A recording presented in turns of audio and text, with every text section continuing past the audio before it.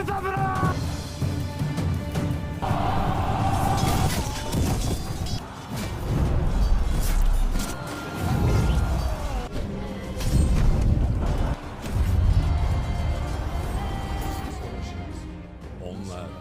başkaları ölmesin diye öldüler.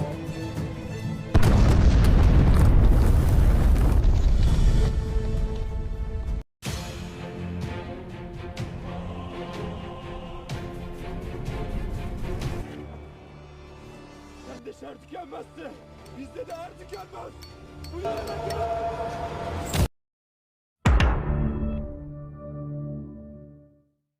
Berlatar waktu di pertengahan abad ke-15, pada masa kekuasaan Sultan Murad II di Kesultanan Ottoman.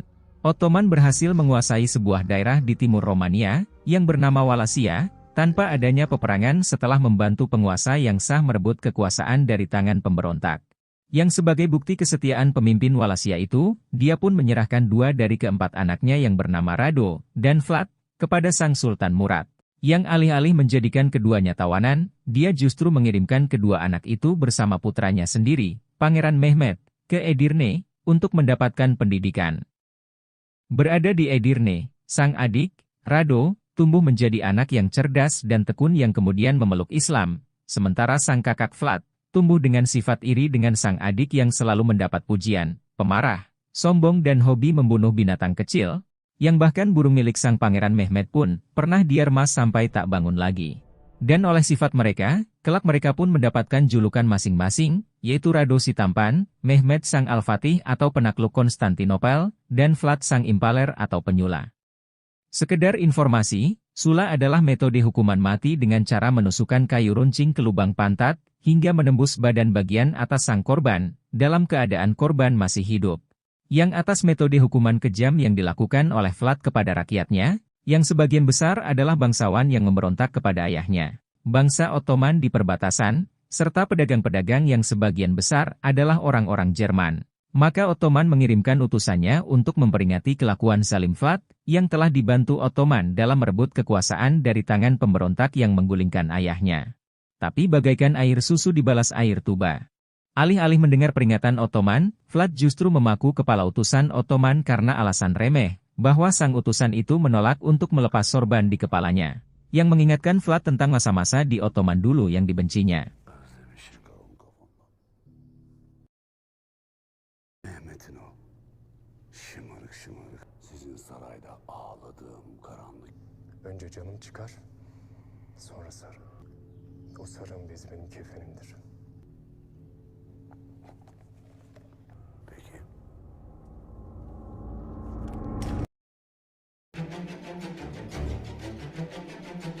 Çok sevdiğin sarığından bir daha hiç ayrılmayacaksın. Sen de şer tükenmezse bizde de er tükenmez. Yang tidak perlu waktu lama hingga berita yang menimpa utusannya itu sampai kepada sang sultan. Di mana sang sultan segera mendatangi sebuah tempat, dan melepaskan seekor burung dari sebuah sangkar. Yang di belakangnya, ada sebuah pergerakan dari pria yang bernama Baba Sultan.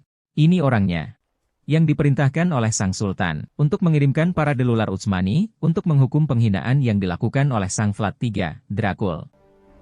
Osmanoğlu mülkünün deli evlatlarına haber ile. Vazife sendedir. Hakanımızındır. Maka dipanggillah para delular Utsmani itu, yang merupakan unit pasukan khusus kavaleri ringan terbaik milik Utsmani, yang kesemua anggotanya berpakaian barbar, garang, memiliki kemampuan survival, dan sepenuhnya mengabdikan diri pada medan perang, karena itulah satu tujuan hidup mereka, yaitu menang di pertempuran, atau gugur dan mendapatkan kematian syahid. Dan karena penampilan mereka garang, jangan nilai sampul dari bukunya. Mari saya kenalkan satu persatu anggota mereka. Yang pertama ini adalah Gokurt. Orang yang berpakaian nyentrik dan greget. Gimana gak greget coba, sholat saja dia di atas gunung berbatu, nan curam. Apalagi pakaiannya. Dengan aksesoris sayap di punggungnya, tentu saja dia akan selalu diincar apabila bertarung di medan perang. Kemudian ada Asgard.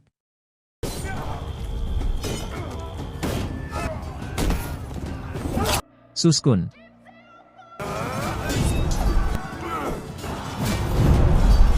Konggar.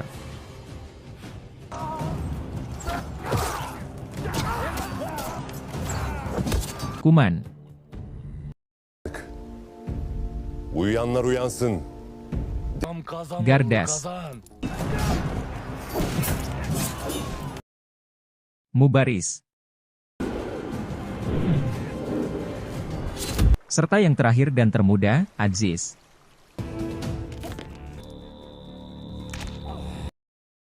Di mana mereka berdelapan pun datang menghadap Baba Sultan, dan diberitahu misi mereka, untuk menghentikan kesaliman yang dilakukan oleh Sang Dracula. Zalim haddini aşmış. Artık sabır taşmıştır. Ferman da sendedir. Emir de. Zulmün cezasını tez verin.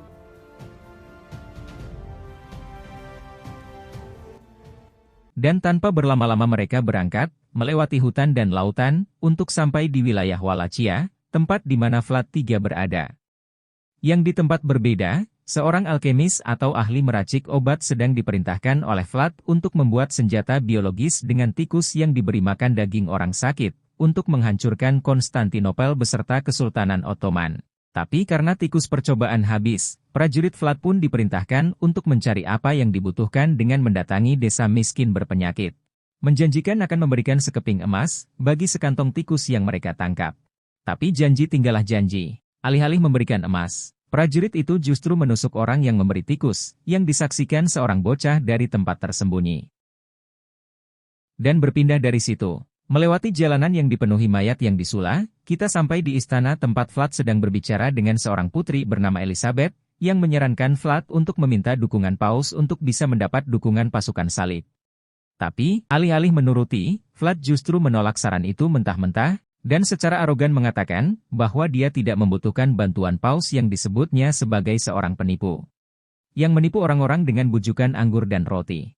Menekankan bahwa dia akan mengalahkan Turki dengan tangannya sendiri, karena dia merasa lebih istimewa daripada Sang Paus. Çünkü ben Tanrı'nın, benim komutanlığımın sınırları harikası yok. Kandırmaya devam etsin. Çünkü Ben Tanrı'nın yeryüzündeki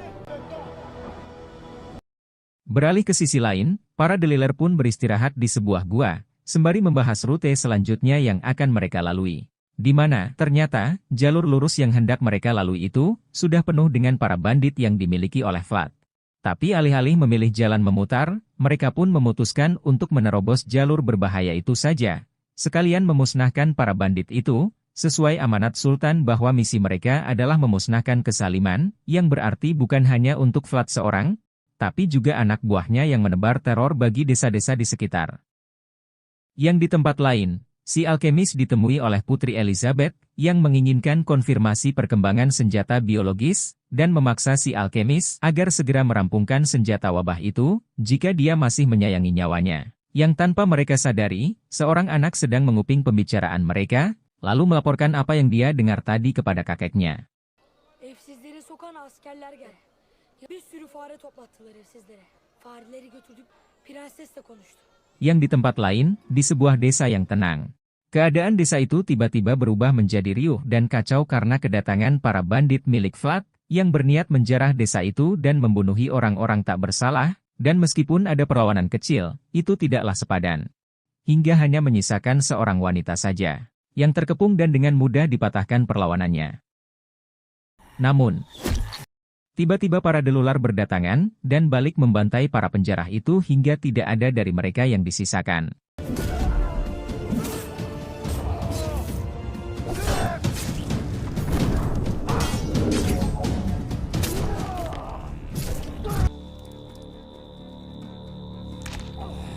Di mana Suskun pun diperintahkan untuk mencari apabila ada penduduk yang selamat, sementara Mubaris mencoba menenangkan gadis yang bernama Alaka, yang baru kehilangan ayah angkatnya. Bacım ağlama. Cennete gitti o. Ölüp giden dünyanın şerrinden kurtulmuştur. Hem senin atan şehit oldu. Allah bize de nasip eder inşallah. Sementara di sisi lain, Suskun menemukan bayi yang ibunya telah meninggal, dan teringat peristiwa masa lalunya. Ketika dia menyaksikan ibunya yang sekarat dibunuh oleh seorang pria yang mendengar teriakan minta tolongnya, yang semenjak saat itu, dia menjadi trauma, dan tidak bisa berbicara lagi. Kembali ke kenyataan, Suskun pun membawa bayi itu ke hadapan teman-temannya, yang tanpa mereka sadari, seseorang tengah mengintai mereka. Wow cantik. Maaf. Yang di tempat lain, si embah dari bocah tadi pun menemui seorang pendeta bernama Vikaris, dan memberikan secarik kertas, yang mampu membuat pendeta Vikaris tertegun, setelah membacanya. Dan berpindah ke tempat para Deliler, singkat cerita mereka pun melanjutkan perjalanan dengan membawa Alaka, dan sang bayi. Di mana mereka pun berhenti untuk meminta susu dari pengembala kambing.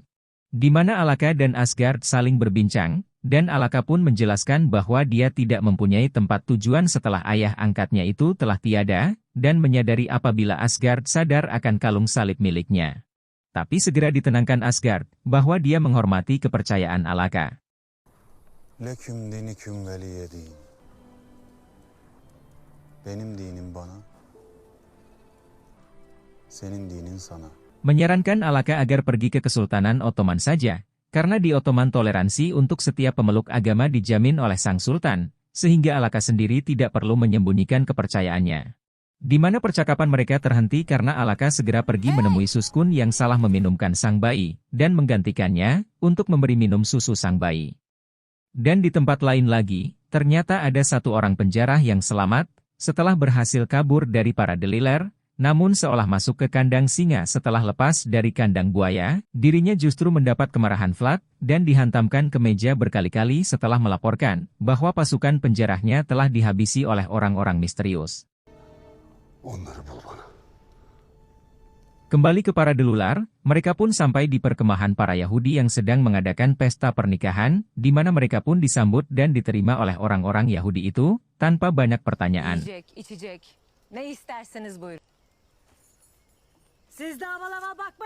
Yang ternyata orang-orang Yahudi itu adalah pelarian dari korban persekusi, termasuk persekusi yang dilakukan oleh Vlad, di mana saat mereka diburu oleh orang-orang rasis.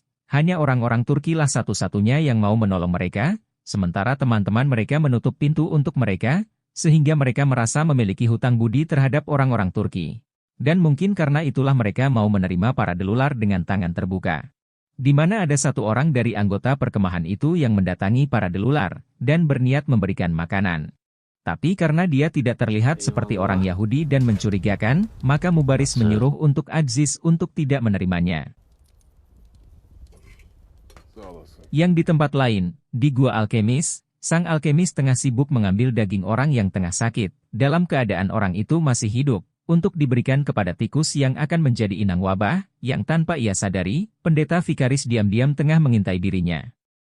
Di mana pagi harinya, Asgard menjelaskan bahwa sekarang adalah waktunya mereka berpisah, karena jalan hidup para Delular tidaklah cocok untuk wanita dan anak-anak, walau meskipun sebenarnya keduanya mempunyai rasa ketertarikan satu sama lain, tapi Asgard berusaha memendam perasaan itu karena teringat kewajibannya, dan meminta agar Alaka menjaga sang bayi. Di mana Alaka pun mengerti dan menyanggupinya. Tapi itu berbeda dengan Suskun, yang malah menolak untuk menyerahkan sang bayi, dan harus dipaksa Gokurt berulang kali sebelum benar-benar mengikhlaskan untuk melepas bayi itu. Yang Gokurt sendiri kemudian menghampiri seorang anak yatim piatu keturunan Turki, yang orang tuanya dibunuh oleh prajurit Vlad. Allah babanın yanına gittiğim zaman onların yaptığı bütün zalimlikleri anlatacağım. Di mana Gokurt pun segera menjelaskan dengan pelan kepada sang gadis kecil itu, bahwa dia tidak perlu bertemu dengan Allah agar doanya didengar. Cukuplah berdoa ketika dia sholat, maupun di saat apapun, karena Allah memiliki sifat maha mendengar, dan pastilah Allah akan mengirimkan para singa yang di sini bisa diartikan para Delular, untuk membalaskan kematian kedua orang tuanya.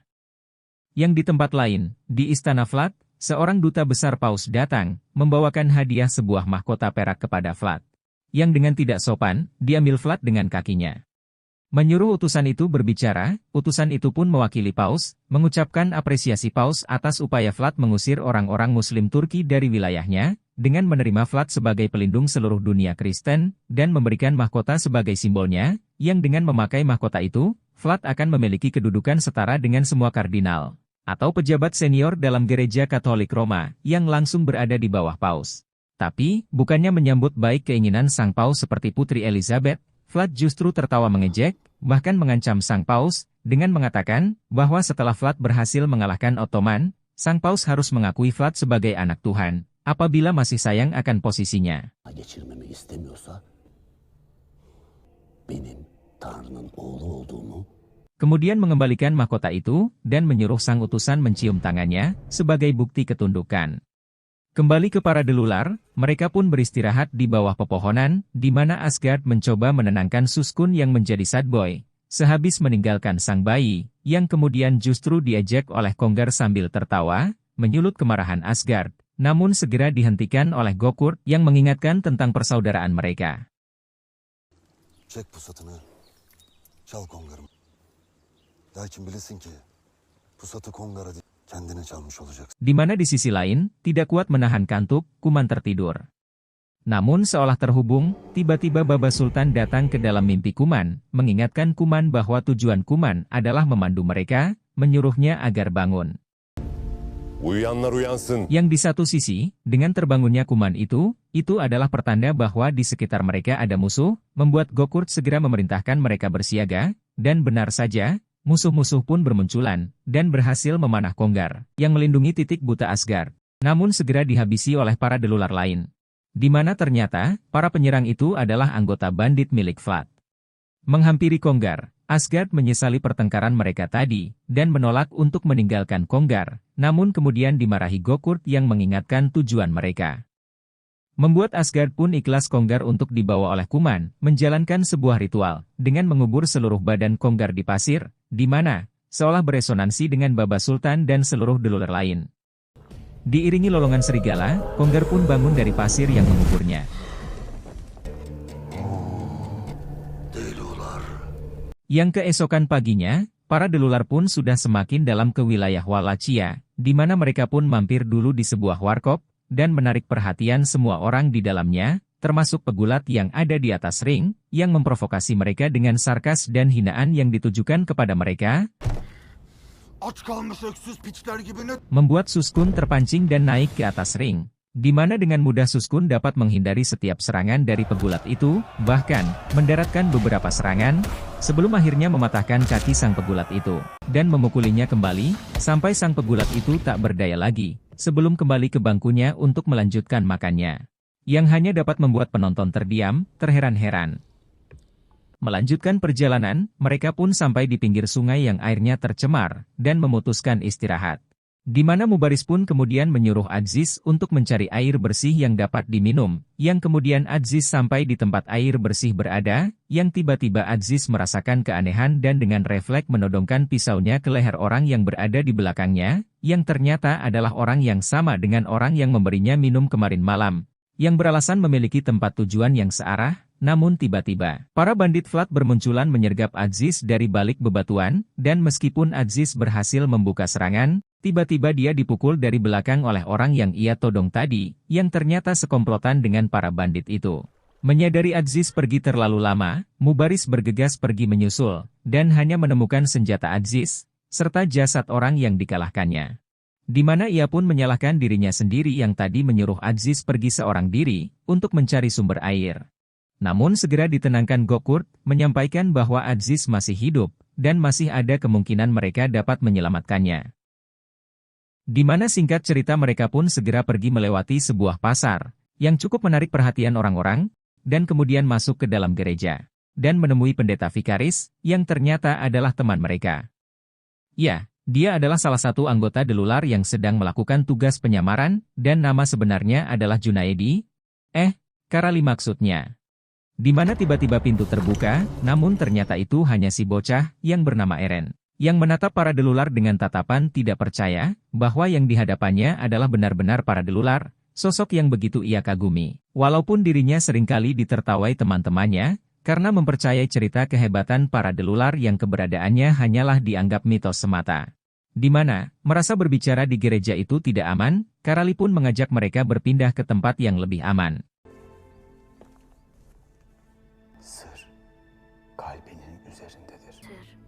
Kalbimin üzerindedir.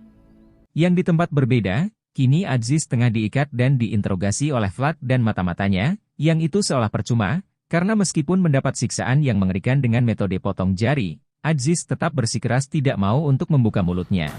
Dan kembali ke para delular, mereka pun diberitahu Karali sebuah jalan rahasia menuju penjara Aziz, apabila mereka mau menyelamatkannya. Walau ada satu permasalahan lagi, yaitu sebuah senjata wabah yang dikembangkan oleh si alkemis. Di mana mereka pun setuju untuk membagi tugas, untuk para delular akan pergi ke jalur rahasia itu, sementara Karali akan ditugaskan untuk memusnahkan senjata wabah itu sendiri, di mana mereka pun saling memberikan keridoan masing-masing. Hakkını helal et. Hakkım sana. Sen de bana hakkını helal olsun. Allah yüreğine de, bileğine de zeval vermesin. Evelallah. Bir damla suyla geldik.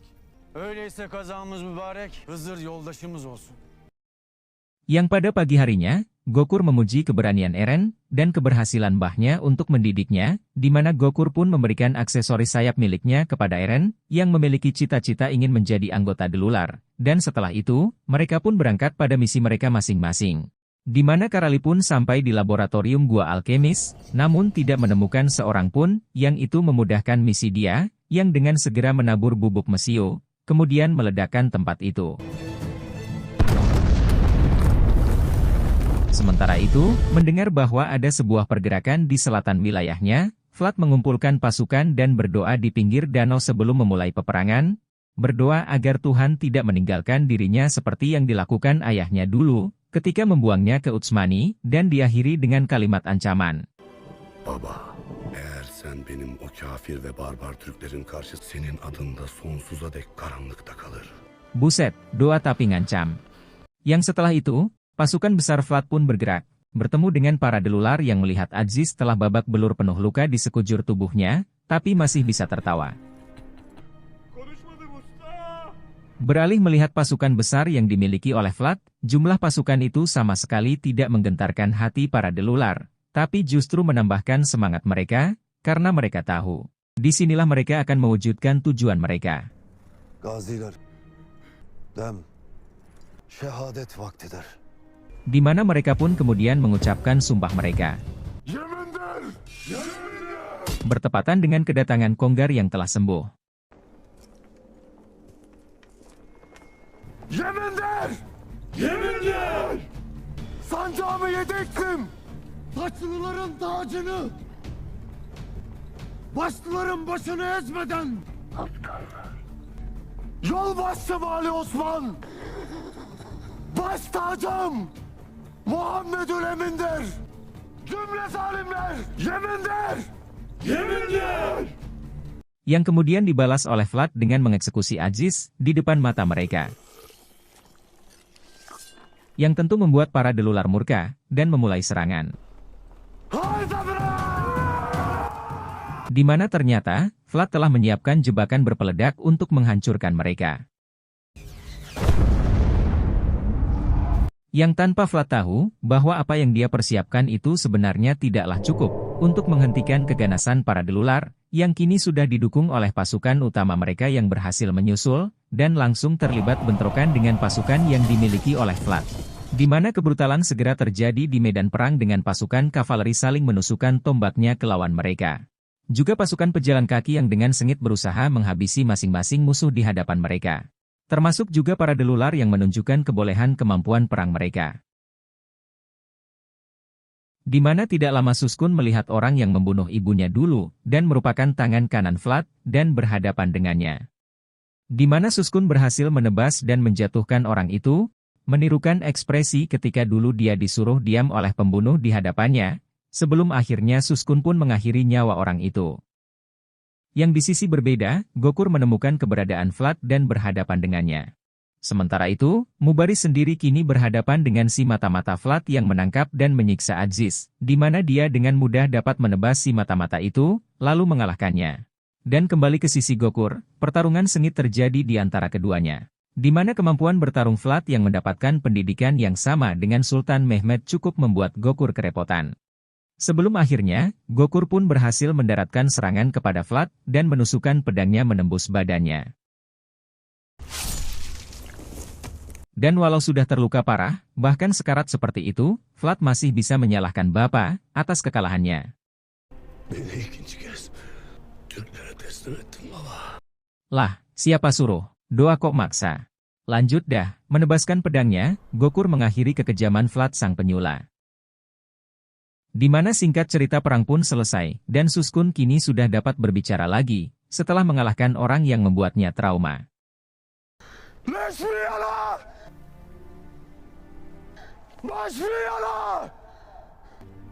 Di mana setelah itu, mereka menghampiri tubuh Aziz, di mana Mubaris pun menggantikan nama Aziz dengan Hamzah, sesuai dengan nama paman Nabi Muhammad, yang juga gugur dalam perang, dan menjadi penghulunya para syuhada.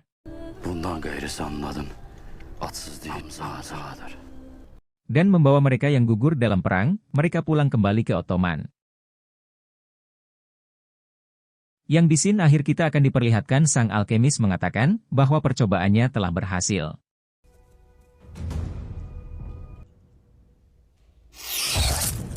Selesai. Sebenarnya film ini cukup bagus, tapi seperti serial sejarah Netflix pada umumnya, scene-nya pasti selalu berulang. Ya, mungkin itu untuk menghemat budget juga sih. Tapi semua itu cukup tertutupi dengan musik yang menurut saya cukup epik, dengan ada nuansa musik ala Mongol. Well, cukup segitu yang dapat saya utarakan.